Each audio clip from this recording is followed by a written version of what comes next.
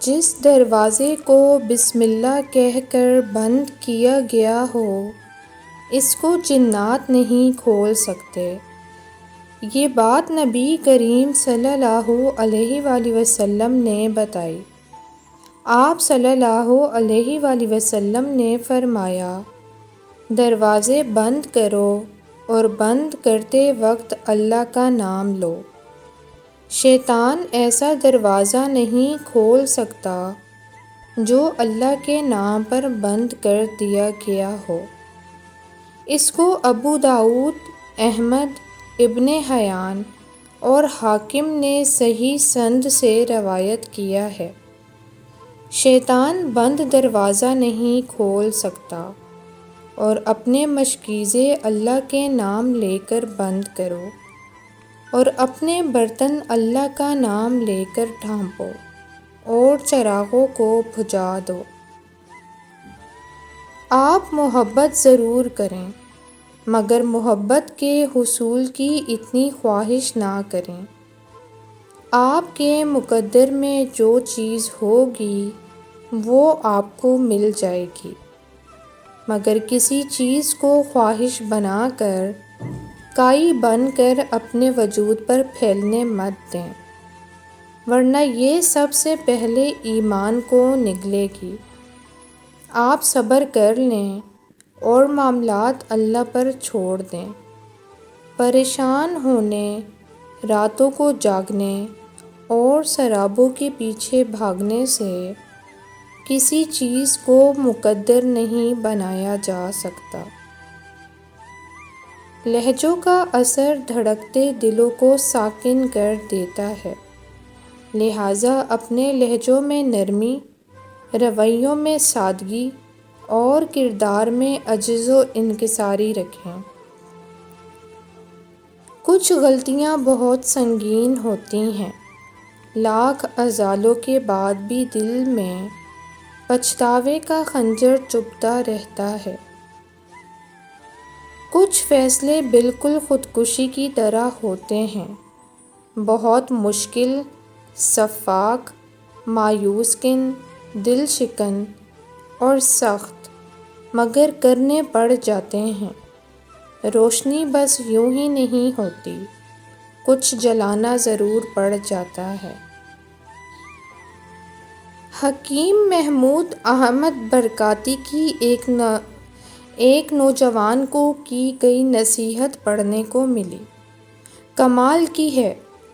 3 مشکل ترین کام ایسے ہیں جنہیں کرنے کے لیے جسمانی قوت یا عقلی توانائی نہیں بلکہ اخلاقی جرأت چاہیے۔ کسی کی نفرت کا جواب محبت سے دینا، کٹے ہوئے کو ساتھ جوڑنا، یہ کہنا کہ میں غلطی پر ہوں۔ زندگی بہت خوبصورت ہے، اسے تلخ لوگوں کی نظر مت کیجیے۔ ہجرت کر جائیں اس دل سے جو آپ کے لیے تنگ ہو رہا ہے، اس جگہ سے جہاں کوئی دوسرا آ کر بیٹھ رہا ہے، اس کی زندگی سے جو غصے میں محبت بھول جاتا ہے۔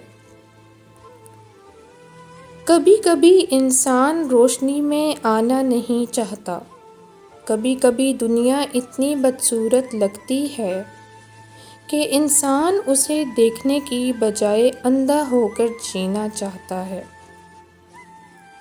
مخلص رہو لیکن ثابت کرنے کی کوشش مت کرو۔ نیند سے اٹھنے کے فوری بعد ذہنی توانائی بہترین حالت میں بوسٹڈ ہوتی ہے، دل آرام میں ہوتا ہے اور جسم بھی۔ پھر اسی لمحے نفس حرکت میں آ جاتا ہے، ایکٹیو ہو جاتا ہے، خیال سوچوں میں بدلنے لگتے ہیں اور سوچیں تصوراتی منصوبہ سازی میں۔ یوں سارا دن انسان جذبات و احساسات اور خیالات کے تھپیڑے کھاتا رہتا ہے، جیسے لکڑی کا کوئی ٹکڑا گہرے سمندر میں ہو اور سمندر طوفان میں ہو۔ محبت یہ نہیں ہے کہ تم ایک ہی بار تمام جذبات، ارادے، احساسات کہو اور پھر چپ کر جاؤ، بجائے اس کے کہ تم کسی کو پوری نرسری اٹھا کر دو اور اسے سمجھ ہی نہ آئے کہ کون سا پھول کتاب میں رکھنا ہے اور کون سا بالوں میں سجانا بہتر ہے۔ تم ایک پھول دو، مگر روزانہ محبت تسلسل مانگتی ہے، مقدار نہیں۔ اپنے عام سے شوہر کی قدر کریں۔ ناشکری کی ایک بہت بڑی وجہ بلا وجہ کی خود ترسی، اپنے آپ کو مظلوم سمجھتے ہوئے اپنے اوپر ترس کھاتے رہنا، اور دوسری بات دوسرے مردوں یعنی اپنے بھائی، والد اور دیگر رشتہ داروں وغیرہ سے اپنے شوہر کا موازنہ کرتے رہنا ہے۔ خدا را دوسرے مردوں سے اپنے شوہر کو کمپیئر کرنا چھوڑ دیں، ورنہ آپ کبھی بھی شکر گزار نہیں ہوں گے۔ اور میں نے دیکھا ہے کچھ عقل کل قسم کے لوگوں کے گرد گندی مکھیاں بھن بھناتے ہوئے۔ سانپ بچھو صفت کے رشتے پالنا بھی اعلیٰ ظرفی ہے، لیکن گندگی کو صرف دو ہی طرح کے لوگ برداشت کرتے ہیں۔ پہلے وہ جو خود بھی ویسے ہی ہوتے ہیں اور اس گندگی کو ناپاک نہیں سمجھتے، اور دوسرے وہ جو اس کو پیدا کرتے ہوں، بڑھاوا دیتے ہوں، اور بس۔ کچھ لوگ امر بیل کی مانند ہوتے ہیں جو دوسروں کو ہرا نہیں رہنے دے سکتے، یہ ان کی بقا کے لیے ضروری ہے، اور ایسے انسان سے محبت لاحق ہو جانے کا مطلب یہ ہے کہ وجود تو دکھتا ہے مگر زندگی کھو گئی ہے۔ آپ کو اپنی ایک برائی ڈیفینڈ کرنے کے لیے اپنے اندر موجود باقی 9 اچھائیوں کا حوالہ دینا پڑ رہا ہے، تو یقین کیجیے وہ 9 اچھائیاں آپ کے اندر موجود ہی نہیں ہیں۔ اچھائی صرف ایک بھی ہو تو وہ 10 برائیوں کو مات دینے والی ہوتی ہے۔ میں نے بابا جی سے پوچھا کہ ایک انسان کے زیادہ سے زیادہ کتنے چھپے ہوئے چہرے ہو سکتے ہیں؟ کہنے لگے کم سے کم 18 روپ۔ میں نے پوچھا وہ کیسے؟ کہنے لگے نیند کے 6 گھنٹے نکال کر باقی بچ گئے 18 گھنٹے، اور ہر ایک گھنٹے میں انسان ایک نیا بہروپیہ ہوتا ہے۔ دلوں میں کھوٹ اور نیتوں میں فتور کی ایک سزا یہ بھی ملتی ہے کہ حقیقت روشن واضح ہونے کے باوجود انسان سے ماننے کی صلاحیت چھین لی جاتی ہے۔ اس کی تمام سوچوں کا محور ہی بدبختی کی طرف کر دیا جاتا ہے، جسے وہ دل و جان سے اپناتا ہے، اور پھر یہ بدبختی نسل در نسل چلتی ہے۔ میں کبھی بھی اپنی باتیں شیئر کرنے کے حق میں نہیں رہی، کیونکہ ہم تو اپنے دل پہ پڑا بوجھ اٹھا رہے ہوتے ہیں اپنی باتیں کسی سے شیئر کر کے، مگر اس وقت یہ نہیں پتہ ہوتا کہ ایک دن یہی باتیں آپ کو لوٹا دی جائیں گی، اور تب ان کی تکلیف زیادہ ہوگی۔ اس لیے مجھے ڈر لگتا ہے اپنا دل کسی کے ساتھ ہلکا کرنے میں، کیونکہ مجھے اس وقت سے ڈر لگتا ہے جب لوگ وہی بات واپس آپ کے منہ پہ مار دیتے ہیں بنا لحاظ کے، اور دکھ سہنے کا درد اتنا نہیں ہوتا جتنا وہ بات انہی کے منہ سے سن کر اس کو محسوس کرنے کا ہوتا ہے۔ اس لیے کبھی آپ کو لگے کہ آپ کو ایک لسنر کی ضرورت ہے تو ڈائری اٹھائیں اور وہ سب کچھ لکھ دیا کریں جو آپ محسوس کرتے ہیں۔ اس طرح آپ کے الفاظ بس آپ تک اور اللہ کے درمیان رہیں گے اور ان کا بوجھ بھی دل سے اتر جائے گا۔ امام مطرف بن عبداللہ رحمۃ اللہ فرماتے ہیں کہ جو یہ جاننا چاہتا ہے کہ اللہ کے پاس اس کے لیے کیا ہے تو وہ یہ دیکھ لے اس کے پاس اللہ کے لیے کیا ہے۔ ایمان کی حرارت سے لرزتا ہے زمانہ، تعداد سے نہیں تاریخ گواہ ہے۔ حضرت خالد بن ولید نے 40 مجاہدین کو لے کر 40,000 لشکر کو دھول چٹائی تھی۔